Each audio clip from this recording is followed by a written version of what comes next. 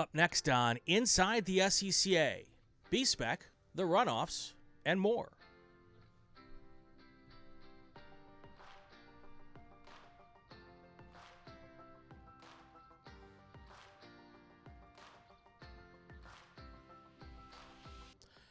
Welcome to this episode of Inside the SCCA. I think it's episode 187, maybe?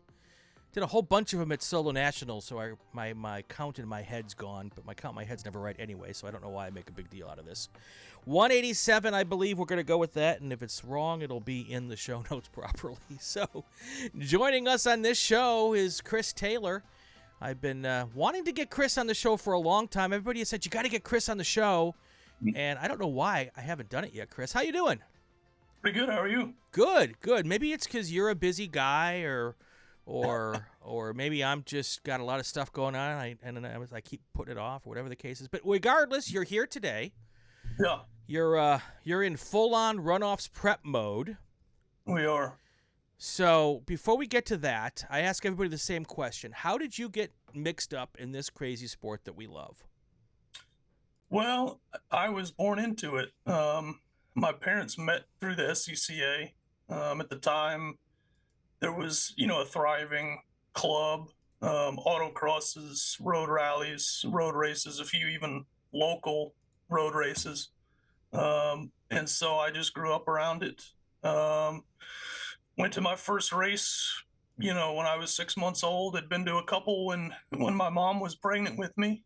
And I just have never known life not at a racetrack. What was your first memory at a racetrack? That's tough. I mean, there's so many, but the thing that I remember the most was just running around with a bottle of Windex and a roll of paper towels, cleaning up Formula Fords and spec racers. I remember one time, my godfather had a Formula Ford prep shop, John Hancock Sports Cars, and so my dad and I would hang out there, and my mom would be up in the tower or beating drivers over the head with a GCR somewhere. And I remember, wiping down their cars and getting them real spotless, and some guy sauntered over from the next paddock like, I'll give you $5 if you wash mine. And okay. And I thought I made it. So you were already a motorsports businessman. Right. Yeah. 35 years later, I'm still getting paid to do basically the same thing. That's fantastic. You're getting paid more than $5, which is good. Yeah. And getting paid, I don't know if I'm clearing more than $5. That's true. I'm sure it is. So I started out as my dad's crew chief at age, I guess it must have been 14 or 15. And Pop bought a Formula V, and he had raced back in the 60s, and then got out of it for a long time, and then in 84, 85 got back in. And I was like, this is the coolest thing. I'm at the racetrack, and there's cars, and started on a Formula V, and then switched to a sports Renault. That was a long time ago.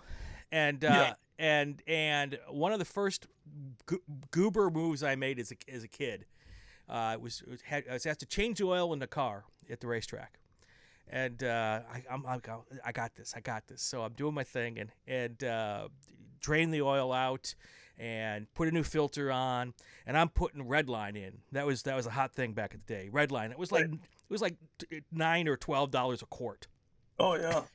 And all of a sudden I'm walking around the car and I'm like squish, squish, squish, squish, and I'm like, that's not supposed to be happening. Yeah. You've already figured out what I didn't do. Oh yeah. I didn't put the plug back in. That was an expensive mistake. And, if I hadn't done that a time or two myself, I might give you a hard time. But yeah. I've been there dumping a $20-something bottle of Motul in a car, and like, what's that noise? That's not supposed to sound that way. Yeah. And till the day my dad passed away, he gave me crap about that. So, and I'm sure he's laughing right now, listening to us have this conversation. Yeah. So, from $5 for washing windshields to where you are today, there's a lot of space between here and then. Right. When did you start going racing? So were you first on the mechanical side of things, or when did you start driving? So I started driving when I was 8. Got a pair of quarter midgets from one of the other local stewards, Jerry Monarca. Oh yeah. He had basically full package, 2 cars, trailer, spares, driver's suit, helmets, all that stuff. So we bought that. Actually used my college fund from my grandmother to buy that package, and started racing quarter midgets. Which is all ovals, but they've got coilover suspension, stick axles, so a little bit more realistic, handling and suspension characteristics for big cars. And my dad had raced in the '60s at Elva Courier production car. Uh-huh. And but hadn't raced since probably 1971 or something like that. And so I started racing quarter midgets. By the time I was about 13, he was tired of working on my stuff and said the tables are fixing to turn. So he bought a Spec RX-7. Okay. And there was a couple races that we did. We had a track in Austin and then one in San Antonio. Both are actually still around to this day. And we would go to the quarter midget race Saturday night and drive to, at the time, Corpus was one of the main, racetracks we had, Cabinets airfield down there. And so we'd throw the quarter midget on the box of the open trailer in front of the RX-7, and I would race Saturday, and, we'd hope we got an early finish and, drive all the way down to Corpus, and he would run Sunday down there. Or I think the other time we did that was maybe TWS, if not TWS, the Riverside, which was abandoned old Air Force base in College Station, maybe 20 minutes from TWS. Okay. So we did a few of those double headers, and then when I was 17, I got my competition license. Okay. So that was about 2004. Okay. And did Spec RX-7 for a while, and then had the opportunity to acquire some Spec Racer Fords, and did one race in those and a bunch of track days. And, along the way, all kind of stuff, Spec Miatas. Sure. Some other like E-Production RX-7, stuff like that, that I was working on and then shaking down, test driving, things like that. But predominantly, other than the Spec racers and then getting into B-Spec, always in Mazda stuff, just mostly out of coincidence. But, for 30 years, nobody's supported racers like Mazda has. So. Yeah, we've had that discussion several times. I hear people complaining, why don't we just have another Miata class? And I'm like, right. You can complain all you want, but, it could have been a Honda class. Right. It could have been a Nissan class. It could have been fill in the blank class. But it was Mazda that decided to support the racing, support the program, put the money out there. Yeah, exactly. And, don't poop on Mazda because they wanted to be here. I mean, that's just like, so, it's always an interesting discussion when people start to say things like that. Right.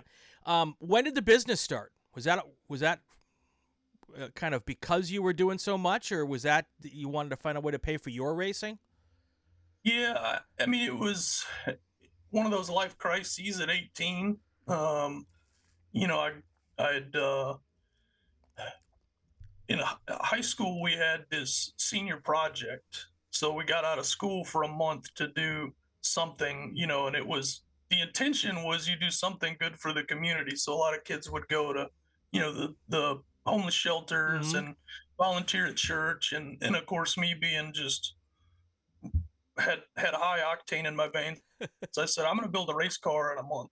So we had my dad's RX-7, and then we had a couple of cars and parts. And so I said, I'm going to build a Spec RX-7. Okay. And so we did, tried to do that. Got it mostly done the last week before paint and, vinyl and all the, the stuff that makes it a race car. We were tinkering on it and managed to blow the engine up in the shop. So it was like, go to this, I had to everybody had to do a presentation. So my presentation was load the car up on the trailer, park it in the quad, and go, here's my race car. Yeah. With a blown up motor in it. And still managed to graduate. Okay.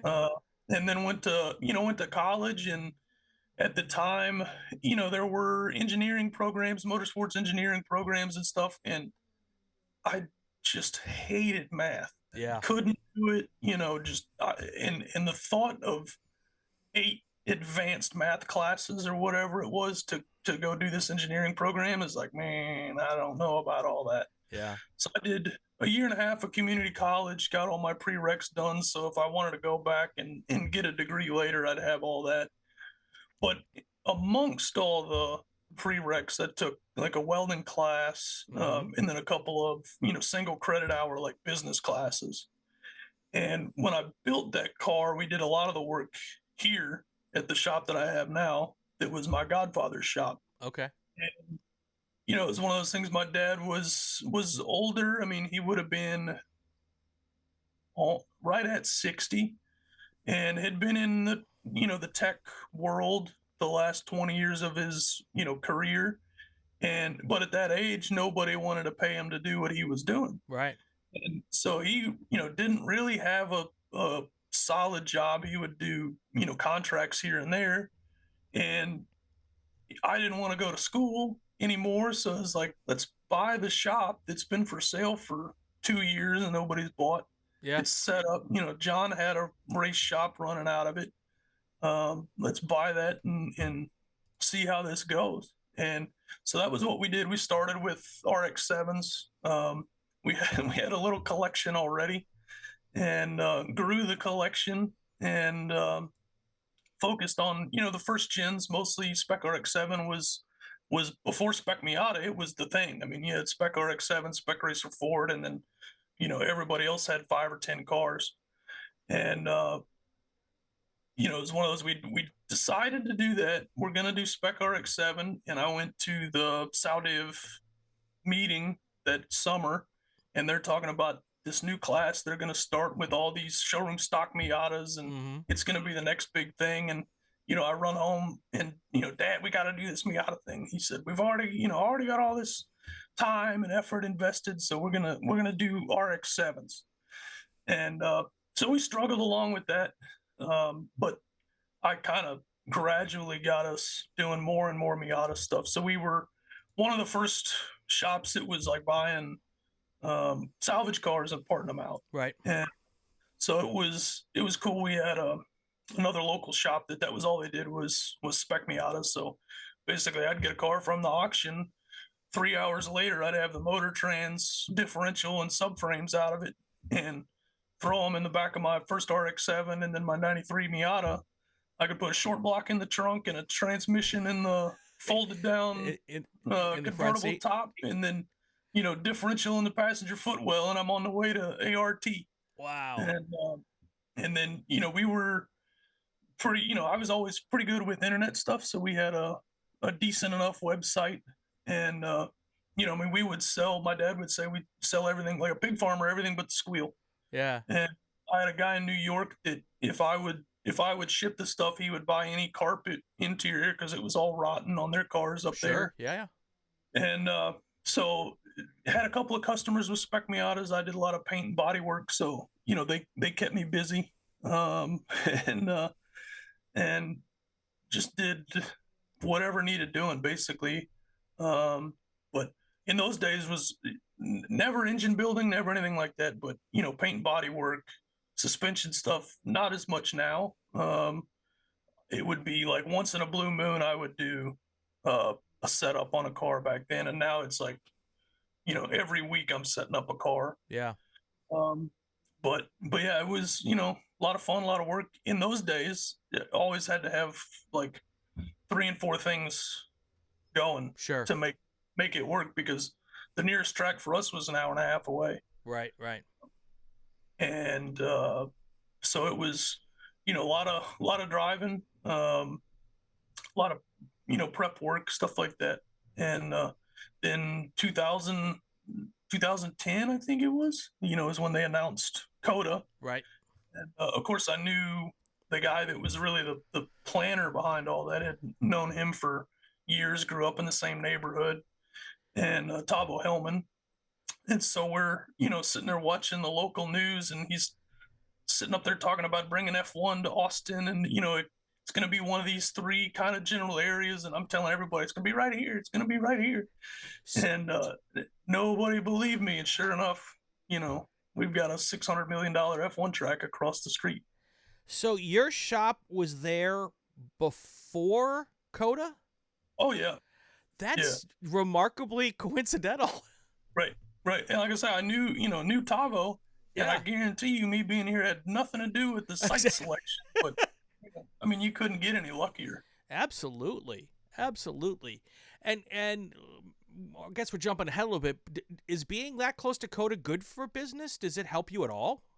Oh yeah. Okay. Yeah, I mean, it's like I say. I mean, in the early 2000s, it was a struggle. I mean, I always had to have something else going on. I mean, I would haul salvage cars, I'd haul cars, cross country, whatever, anything to keep money coming in. Right.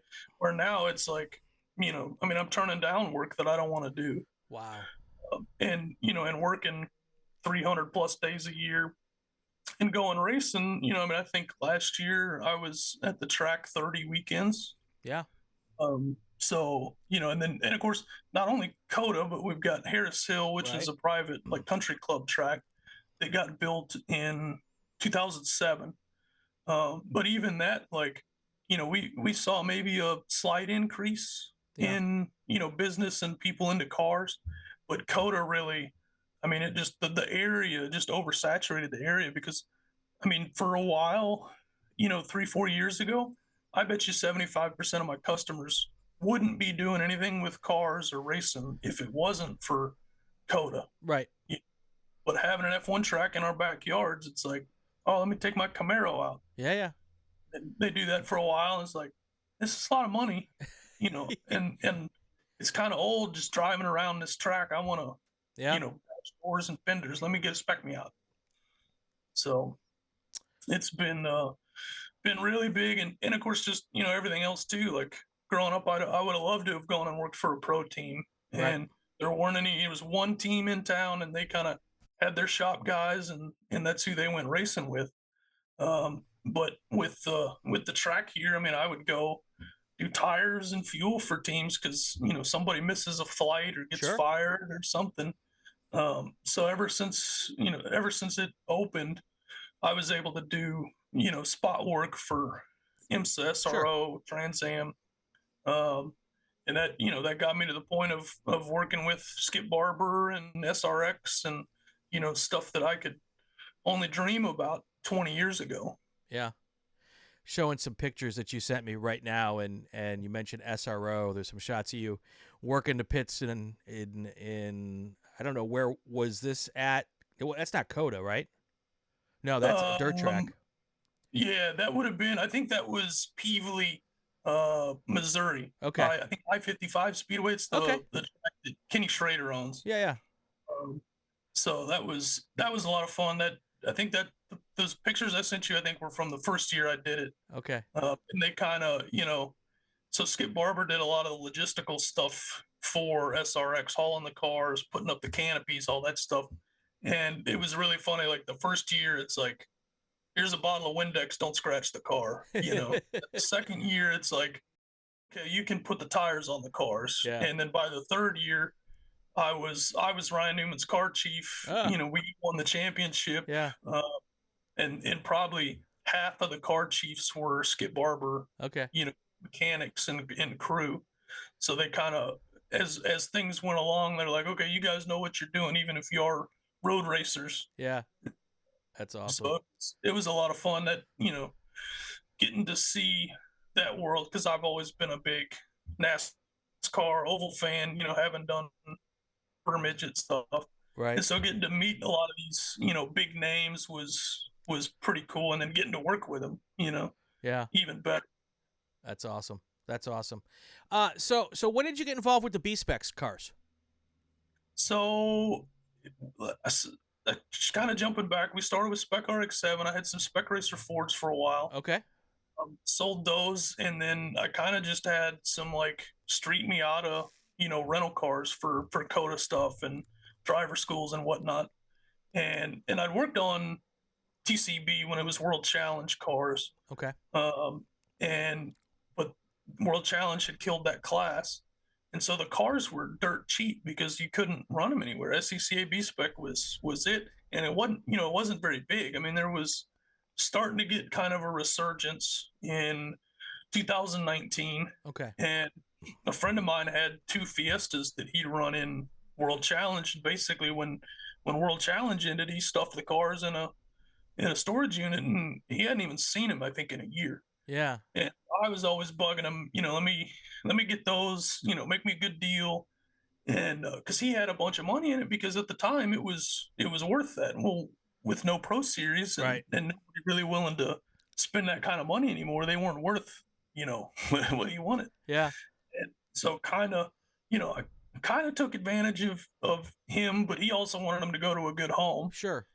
Made me a deal, and we went and got both cars and filled up my 48-foot trailer with spare parts, and I was in the B-Spec business. But the main reason that I kind of wanted to do that was I'd worked on Mazdas, I'd worked on Fiestas, bought those 2 Fiestas, and it's like you look around at the track and there's X Factor Racing doing Miatas, right. East Street, all these Miata guys. There's nobody for B-Spec. Right. And it was, pre-COVID, it was still tough to find parts to build cars. Sure. The pro cars were drying up. And so it's like, I could be Jim Drago. I can sell parts, make stuff. And it's even better because there's 20 models of cars that you can sell stuff for. Sure. So 2019 me was excited about that. 2020, 21 me not so like, much. That's a lot of stuff I gotta have sitting around. Yeah. So but that's basically where it started for me, was just I could be kind of not the only source, but a solid source, right, for parts and knowledge and know-how, and then the rentals. So after 2020, I'd sold both of those Fiestas to customers, and bought a 2020. I bought a Mazda, and then for 2021, the Runoffs, we built 2 more, in-house cars, because had built at that point probably 5 or 6 cars for customers, and all my rental cars is stuff that other people built. Right. So people come look like, oh, did you build this? Well, no. So, I kind of wanted to have something that we built. Sure. So when people come to the track and ask, did you build this? Oh, yeah, this is all our handiwork. Sure. And so, we took 10 cars, and supported 10 cars at Indy. And that was our biggest B-Spec field, for quite some time. I think it's going to take another Indianapolis or something for us to beat, 60 some cars. But, sure. A lot of fun. I mean, it was, a lot of work looking after 10 cars, even with all the awesome friends and help that I've got. Right. So, that's actually my worst finish at a Runoffs ever was Indy. Yeah. But I had the most fun because I had, 10 great customers and 15, 20 good friends, for a week in Indy, just hanging out, driving race cars. Right. So I got to know you once I started doing the Super Tour announcing. And I didn't know that you did stuff before B-Spec. So I know you as a B-Spec guy. Right. So all of this other stuff is new to the conversation, and I purposefully don't do a ton of prep before these shows. Sometimes it shows, but no, because I like to learn as we go, and questions pop up. Do you still do other stuff than B-Spec? Do you still work with the Miatas and the Spec RX-7s locally? Oh yeah. Okay. Not the Spec RX-7. I haven't touched a rotary in years. But I still have. I now have 2 Spec Miata rental cars. Okay. And a couple of couple of good Spec Miata customers. But in the shop, I've got Leanne's T4 car, Right. my T4 car, have had a couple other T4 cars, MX5s mostly. I've got 2 GT4 cars, an Aston Martin and a Jannetta that are, customer cars. Sure. I'm trying to think what else now. I mean, I've had Porsches, BMWs, have one BMW, old World Challenge, M235 IR, the comic book car. So, still do a lot of stuff, but primarily, small touring type cars. Sure. The GT stuff is fun, but it's just, God, it's more work, and people don't realize how much more work it is. Yeah. So yeah, that's why people like B-Spec. It's right. It's not unless you have problems, it's not a lot of work, Right. So, so before we move on to getting ready for this year's runoffs, I want to run back to 19 again, and when you guys showed up with 60 cars, whose idea was it to do the special liveries? Because that was one of the things I really noticed when I watched those runoffs from afar. And Right. and whose idea was that? Honestly, I don't remember. It was kind of like somebody had suggested it, doing like throwback liveries. And I don't know if there was any real reason behind it other than just that it would be cool. Yeah. But I mean, everybody in our group just embraced it. Yeah. I had even my T4 Mazda 3 that I took was kind of a AJ Foyt throwback, Okay. inspiration. Because the renter that I had in it's a good buddy of mine, Steve Taki. Okay. Another Houston, Texan guy. So obviously Super a Tex. big AJ Foyt fan. Sure. I love AJ Foyt. So the number, it was car number 14, and then it was white and orange, sort of Copenhagen-ish. Yep. But, I thought about it, and I love Coyote the idea orange. because that's my favorite NASCAR races are Darlington with all the throwbacks, Yep. So that was, I thought about it and, what could we do, that I have, basically 4 cars of mine that I'm taking. Yeah. Plus a couple of customers, but it's like what would work with like a multi-car theme, and that's where I was huge Days of Thunder fan. So I'm like, Days of Thunder it is. And so we had, I ended up with 3 at the Super Slow car, Super slow, that we actually sold at the race to Brian Prokop, and he's still running it, still with that livery. Unfortunately had a incident a weekend or 2 ago, so they've got some body work ahead of them, so I've got to come home and cut some more vinyl for him so he can keep the livery. And then my car was the Hardee's, orange and blue. Okay. Which was, I was actually just talking about that today. My 2 favorite colors are orange and blue. So it was like, this is perfect. I'm going to be the Hardee's car. And then the City Chevrolet green and yellow. And so, again, it was kind of a coincidental thing, right? So the Superflow car was solid white, so all we had to do was throw some pink on it. The City Chevrolet car was already, the green Mazda 2, so not the neon green that the City Chevrolet car was, but close enough, right? So we threw some yellow on it, and then my car we had to fully wrap because it was silver, but yeah. Just kind of worked out that we were able to do those 3, and then there's been some more additions.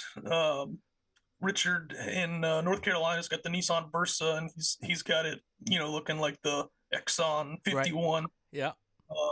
So, and then part of that was that era of NASCAR car. We had Charlie Valdez had a red Mazda 2, so we made it look like Bill Elliott's number 9. Sure. So, white and a little bit of gold. Yeah.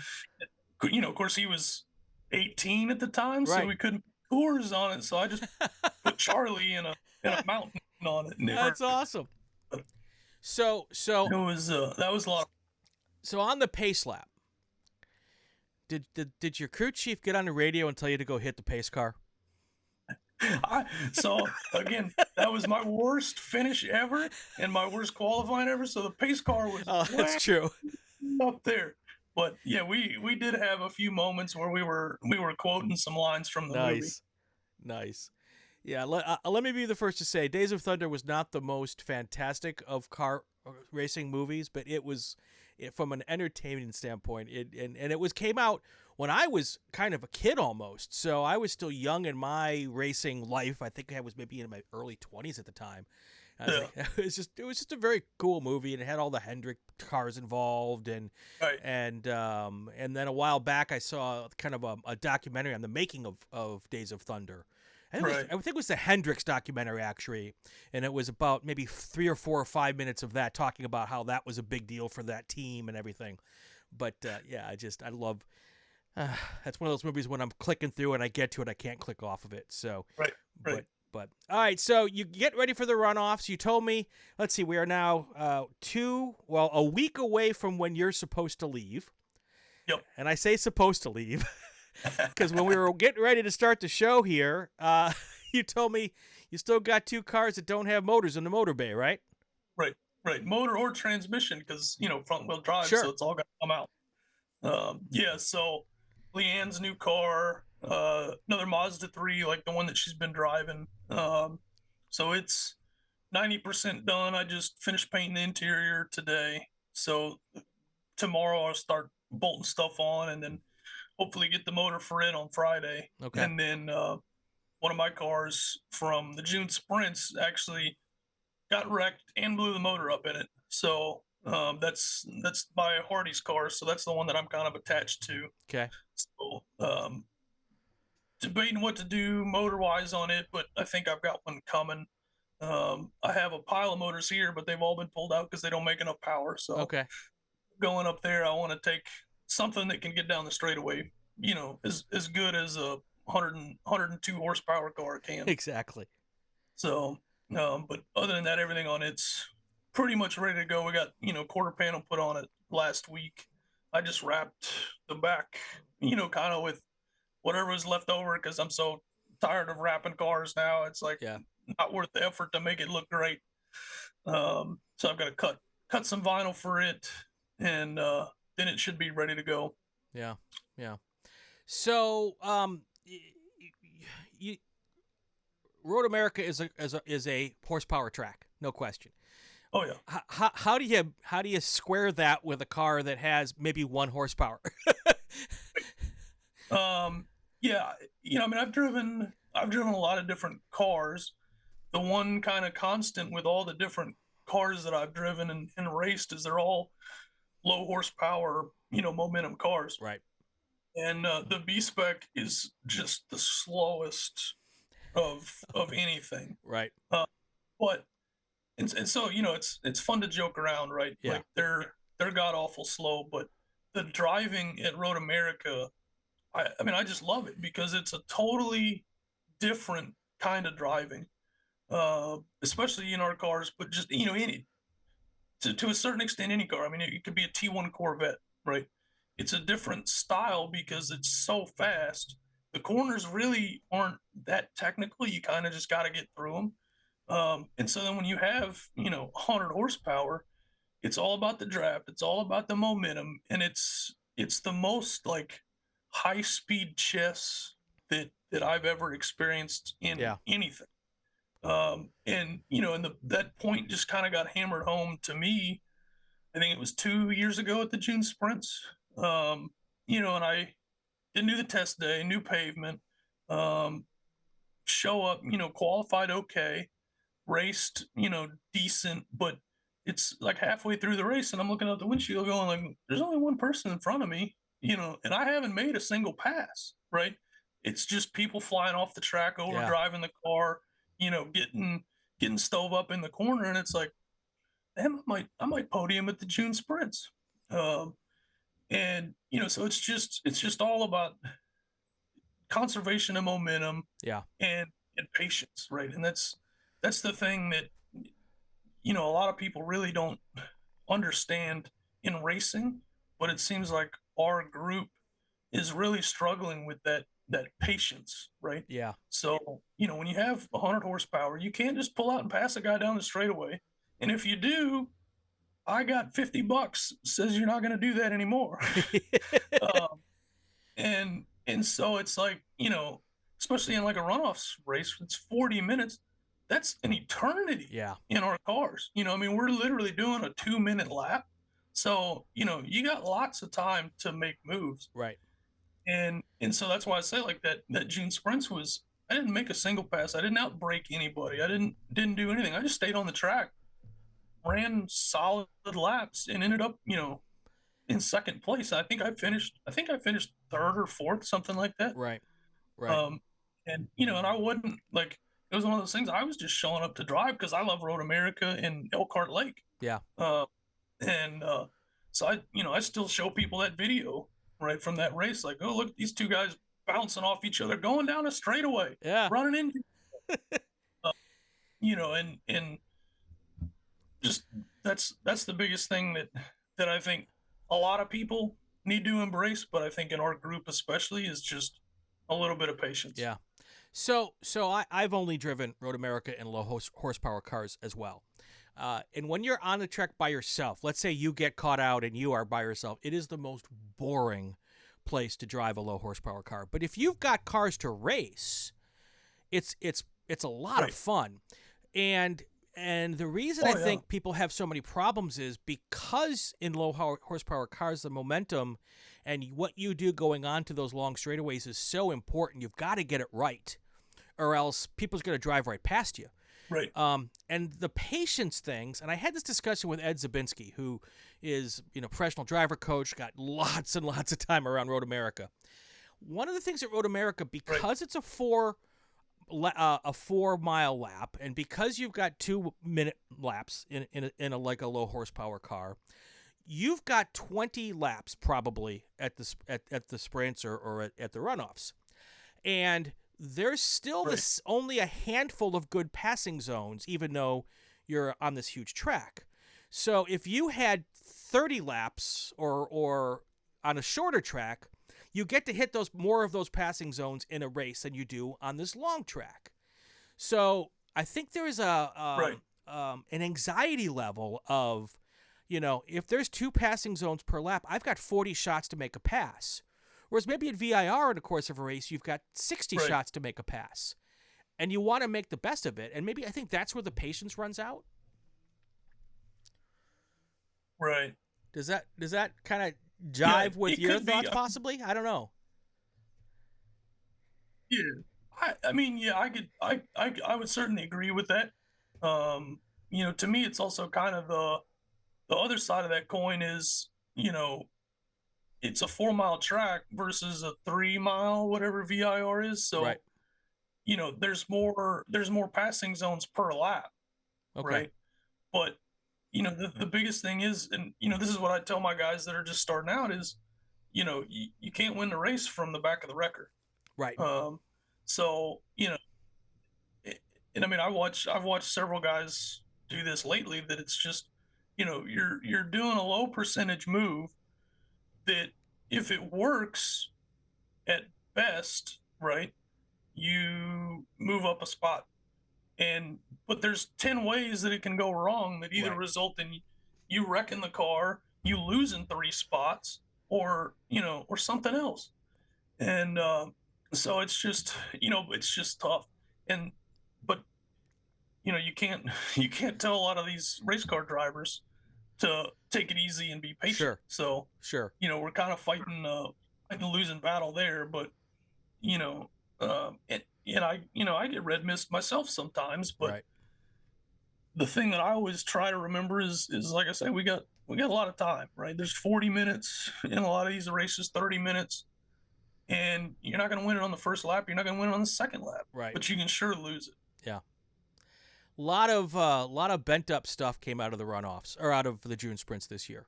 Not just in your class. I don't think there was a single race that didn't have, or group between Saturday and Sunday. We had weather involved, which made Friday and Saturday kind of nutty. And then we had a clear day on Sunday when everybody's like, oh my gosh, we got a clear day. We got to go after this. And a lot of people have kind of a bit of a sour taste on Road America after the sprints, and now we're going into it with the runoffs. Any thoughts on what led to all of that and what could be done to clean it up? Yeah, I really don't know. I mean, I took our share of bin up stuff home, and it wasn't just B-Specs. Right. But yeah, I think the weather was obviously a big part of it, because like the Saturday race, we had one of our local Texans single car incident in the kink. One of my guys actually spun down a straightaway in the wet. Yeah. Just hit a river in basically what they call 2, the little bend between 1 Right. and 3. Yep. Hit a river, and I mean, we're watching the video, and just the revs go up, and the car just starts to rotate. Yeah. So no idea, just one of those things, like maybe there was some oil there, I don't know. Yeah. But he just booped the wall a little bit and kept going. But yeah, I think a lot of it was like, oh, we got a nice blue sky race day. Let's go do some racing. And then a lot of that too is because of all the rain, the grass was wet. Sure. So you don't just put a wheel off and come back on, or if you do, you come back on, drag a bunch of mud. So now you got mud and dirt and grass clippings on the apex or the track out or whatever. Yeah. And then just the normal, like I think for us in B-Spec there was a little bit of we got however many it was, 25 cars, Yeah. 20 cars. We've got our own run group. Yeah. And just went and ruined it for ourselves. Well, and with all of that, you all still put on probably the best show of the weekend, both Saturday and Sunday. Oh yeah. I mean, the green flag laps that they had there was some great racing. Yeah. But it's hard to say what would have happened if either one had gone full length. Yeah. But yeah, I really hope the runoffs are cleaner than the June sprints, especially since I'm going to be driving in them. I don't want to take any more bent stuff home, Yeah. And miss out on a race myself. But I certainly don't want to blame the runoffs on mixed class racing, because we mixed class race all year long, all over the place. I'm sorry, the sprints, I should say. I don't want to blame all of that on mixed class racing, because this is what we do. We've done it for forever, and we will continue to do it. I think the one thing that's going to help the runoffs is that we are, for the most part, not going to be doing mixed class racing, and that should keep some of the shenanigans. Although you guys had your own race and had shenanigans, so. But I think that'll help a lot. Whereas with the sprints, in a lot of cases you're still packing sometimes 5 or 6 or 7 classes on the racetrack together, which is not so bad typically on dry conditions. But when you've got these mixed racing conditions, that becomes really more difficult when you've got the mixed classes out there. So, So what is the plan? Do you guys have team orders? Do you work together? I know the last couple of years, the minis with Rich Roman and Stephen Trone, they got together and had a plan, and it didn't work out so much last year because Steve got punted on the first lap. But is there plans involved for you guys at the runoffs, or at the sprint? Absolutely, the runoffs this year? Right. Yeah, I know. I mean, so Kent's one of my great customers, great friends. We always run together, and we always make these plans, and we're always sitting there on grid or on hot pit, and I go, we got a good plan, but like Mike Tyson says, everybody's got a plan until you get punched in the mouth. So, it's one of those things for me. I like having somebody to run with. 2 cars are always going to be faster than 1. Sure. But as Kent and I have learned, and he's running his Honda this year, you pretty much have to be like the mini guys in the same car, right? Because you got different gearing, different torque curves, different, peak power. And so there's some tracks where Kent and I can run together with his Honda and the Mazda, but Road America isn't one of them. Yeah. But I think Ricky Holmstrom is paddocking with us and hanging out with us, and and he had a really good run at the sprints, finished 3rd on Saturday. So, I'm hopeful that he and I can, work a little bit together, and then, see how that goes. The big thing usually with that for me is in qualifying, you know, if you're running around Road America by yourself, you're not going to bust a 3-minute No. lap time. And with a draft, I mean, you could literally run the same lap, same break points, everything. And with a draft, now all of a sudden you're running a low 50. Yeah. Because it's huge there. David Daugherty always said it was, draft is worth a second or two a lap. And that might be true like at a COTA or a VIR, but I swear at Road America, it's worth 5 or 6. Wow.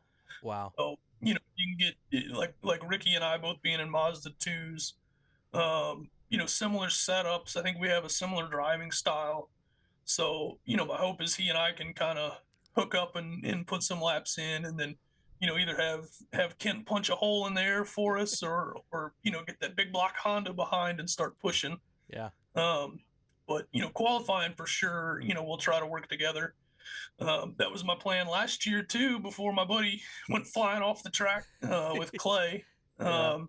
And we had it worked out perfect. I mean, I couldn't have qualified any better. I think he was 8th, I was 10th, or 6th and 8th, or something like that. So we were nose to tail, and had a good first lap and a half, and then he went flying off in NASCAR and pancaked the right side of the car pretty good, and I was all alone. Yeah. But yeah, it'll be, like I say, it'll be interesting to see. The class now is so healthy, and we've got so many good drivers and properly prepped, good cars that, the top 10, 15, 20 are going to be within a second half. Sure. So it'll be, key to get a good lap in qualifying, and then have a buddy in the race that, if you get bogged down, he's gonna hook up and push you. Yeah. I can't tell you how frustrating it is to get held up in the corners, run 2 seconds a lap slower than I was by myself behind, or with somebody, and like they've got a nice big motor, but can't make it through turn 1 to save their life, and they just want to pull out and pass you every time. It's like, come on, push. Yeah. So, having some guys that I can get on the radio and go, push me helps a lot too. Yeah, definitely. Let me take a quick second here and thank the people who help us out here to do this. Of course, you want to thank RaceSchool.com, the presenting sponsor Inside the SCCA, presented by RaceSchool.com. Great school out here in California at Buttonwillow and Willow Springs. They have a great situation there where you finish your school. If you pass it, you get your full SCCA competition license. They also do a defensive driving school out here and a high-performance driving school, so check them out, RaceSchool.com. Racekeeper, the official in-car camera of Inside the SCCA. We love those guys. They put together a great little product, and we use it, and I've seen a lot of other people use it, so check them out. Solo Performance Specialities. We got to spend some time with them at Solo Nationals, and Dave and his crew worked their tails off at Solo Nationals. Great to have them on board with us this year. And then, of course, Ray Esports, Stevie Ray and his team there put together some great esports competitions. And if you like iRacing but don't like the way people iRace sometimes, check out Ray Esports, because it's mostly SCCA racers. And for the most part, except for maybe on the last lap, we treat each other like we're on a real race car, and there's actually racetrack, and there's actually consequences for touching people. So it's more like real racing, where we don't have to. A lot of times with sim racing, people are like, it doesn't cost me anything to wreck my car, so I'm just going to throw it in there. It's a little less of that with the Ray Esports guys. All the information for all of those partners is in the show notes, so just click down there and check all of that out. All right, we are here with Chris Taylor, wrapping things up. All right, so it's just you and me here, okay, right, Chris? Just you and me. No one else is watching. And I love giving Kent a hard time. Kent's been a long-time supporter of the show. So when you have a plan, Kent's the guy who messes up the plan, right? It's never you, right? I will say yes, but you can look on my YouTube and you can see me mess up the plan a couple of times for sure. Okay, all right. No, Kent's great, and he's a big supporter of ours, and I just love giving him a hard time. Twisting the screws a little bit. Yeah. So. All right, you started this when you were 19. it came out of a high school project. You bought your is it your father-in-law's shop? Godfather, yeah. Godfather's shop. What year was that? 03. 03. So we're 21 years down the road from that. Does your 17-year-old self even dream of what you're doing today? Yeah, for sure. I mean, this has been the goal since then. It just took, it took a lot of years and a lot of work to get there. Yeah. I don't think watching other people do similar things, I would have thought we'd get here a lot sooner. Yeah.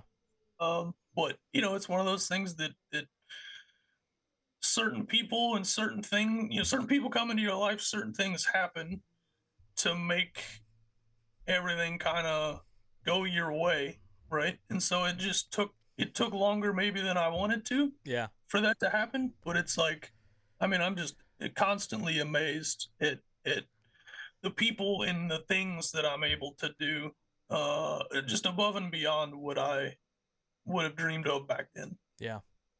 I'm a firm believer that the universe figures out a way to take care of the good people. And you worked hard and a bunch of stuff, and then COTA ended up in your backyard. And I sometimes think, and B-Spec showed up and became one of the more popular classes, and you were in on kind of the ground level of that. Those are not really coincidences. I think that's the universe saying, okay, you put your dues in. Let's give you guys a shot at really having a good time with this. So that's a ton of fun. Anybody you want to thank? I'm sure you've got a long list of people. This is the opportunity. I always give people a chance to, and don't forget the family members that are important, because I've had so many people call me back and say after we're done, damn it, I forgot to thank my wife or whatever. So don't forget anybody, but here's your shot. Yeah. I mean, to thank everybody that's helped me over the years, you'd have to have a 2-hour show, I think. Well, okay. But yeah, I mean, my mom has been one of my biggest supporters. Obviously is part of the reason that I'm even involved in this. But everybody at Mazda, all of my customers, Jay and Nicole at Goodyear, now that they're our spec tire. I mean, we couldn't have asked for a better group, right? Yeah. And Danny and Chris at G-Lock.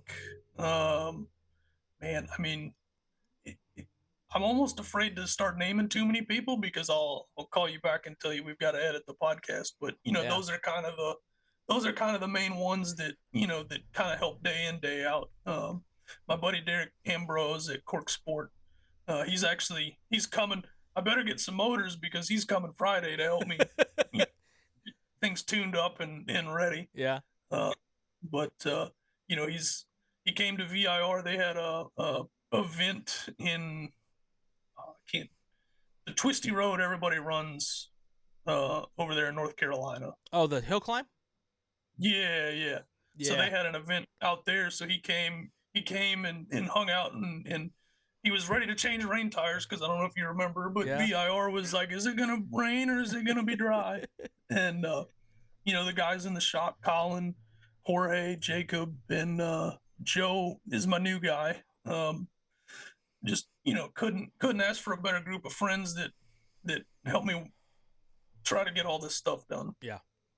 Very cool. Very cool. I should also thank Jay and Nicole, because without them, this was our third year taking Inside the SCCA to the Runoffs. It's been our Goodyear's been our presenting sponsor from the beginning, and they're coming with us again this year for year number 3. So a big thank you to them for supporting the podcast, and now with their involvement with B-Spec, it's been fun to watch that. It was fun. So when they announced that Goodyear was going to be the B-Spec tire, and we'll kind of wrap up the show on this, I remember all the consternation and the people were upset and worried and concerned and all this kind of stuff, and because change is change, and there's some stuff that had to go with it. I know some guys had to buy wheels because they didn't fit the wheels and all that kind of stuff. But when we got to Sebring, and were you at Sebring this year? Yeah, that's right. So we got, because Kent was there, and when we got to Sebring, and I started hearing the guys and gals talk about the tires and how, especially the rain tires, because we had a lot of wet at Sebring, were pretty darn good. How has Goodyear been on the B-Spec this year?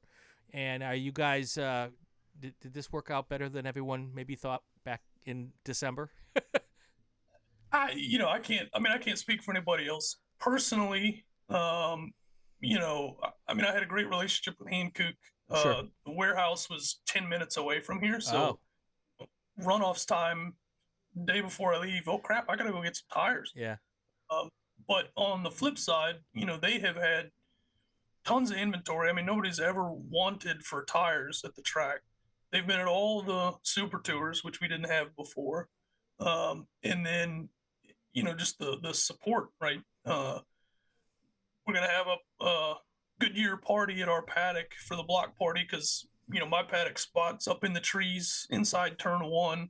And, you throw a rock over a tree and you can hit the Goodyear trailer. Yep. So for the block party Wednesday night, we're going to have something.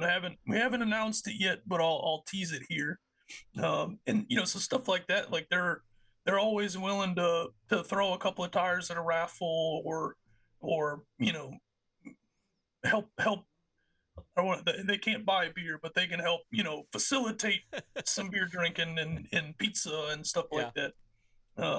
And just, great people, all of them, right? Jay and Nicole, Carrie, I can't even remember all the guys' names that work there, but it's, you never go over and find somebody in a bad mood. Yeah.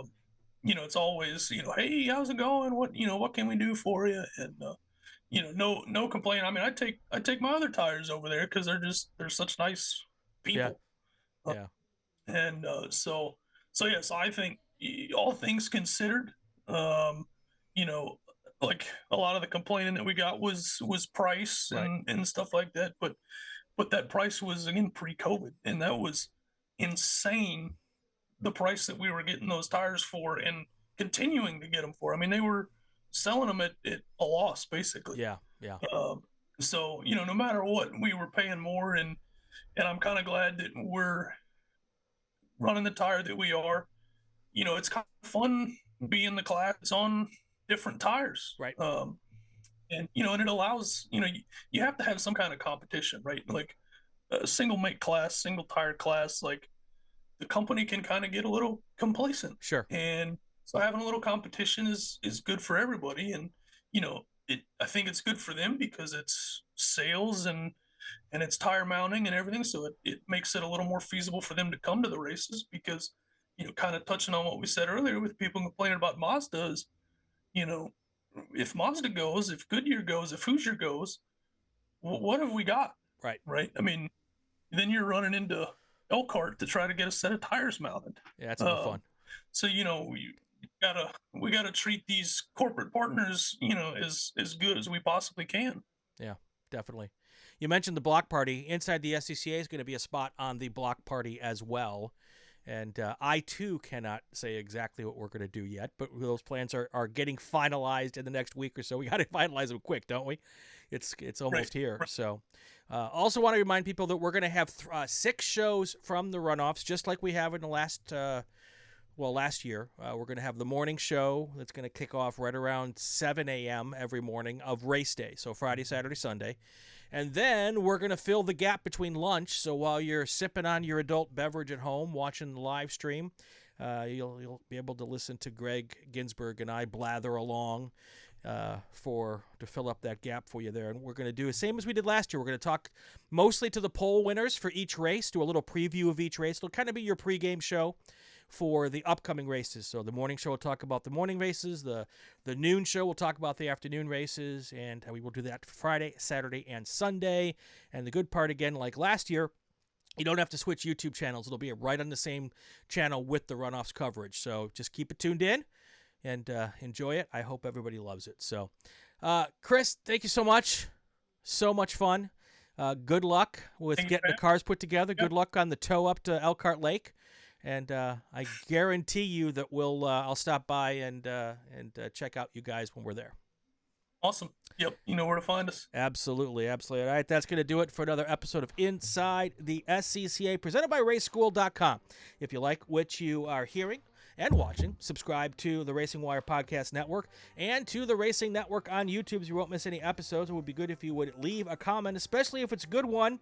You can follow us on social media to find out who our next guest is. It's at RacingWire Info on the tweet box. And there was a new Inside the SCCA presented by RaceSchool.com every week. I'm Brian Bielanski. Have yourself a great weekend. Stay safe and go play with cars. I'm Dorsey Schrader, and when I'm on my way to a race, I'll listen to the SCCA podcast, Inside the Short Bus. Make the head drop.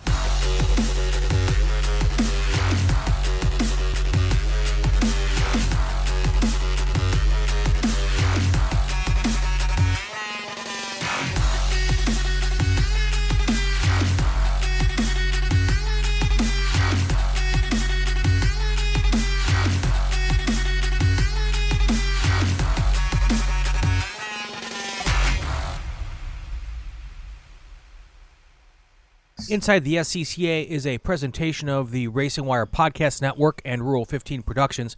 This podcast is not affiliated with, endorsed, or sponsored by the Sports Car Club of America.